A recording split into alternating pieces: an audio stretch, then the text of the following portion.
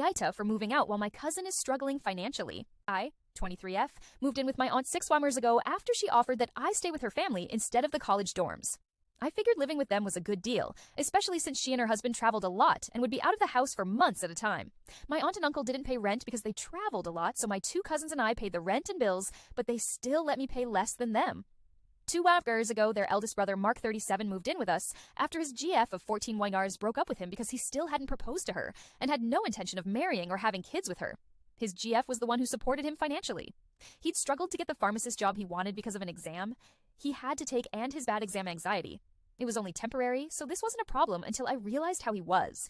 Useless around the house and constantly peed on my toilet seat. His mom would apologize to me when it happened, clean up after him, and would ask me to just endure it and pretend he wasn't even there. I let it go because her second son, Nick 29, paid more rent than his sister Amanda 26, and I and Amanda made our meals and did some of the housework. Then, about a year ago, my share of the rent increased. Amanda and I were now paying the same amount in rent, and Nick was paying about $150 more than us.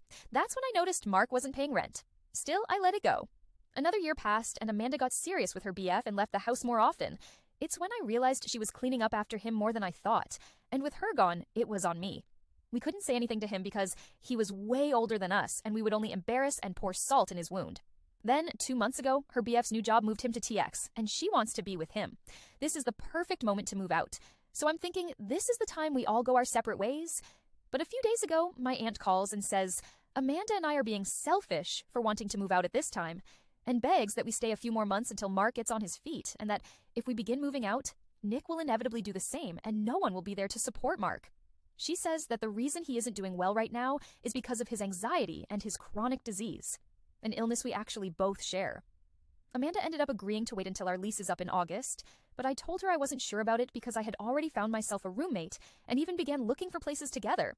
My aunt says that I rushed into it just to have an excuse to leave because I can't put up with her son, I lack empathy, and that I'm ungrateful after everything they'd done for me. And I hate to say that there is some truth to that. Amanda says she's disappointed because she thought I'd stay to help with the rent at least until the lease was up, if not for Mark, then for her. But I don't know, am I really the asshole here?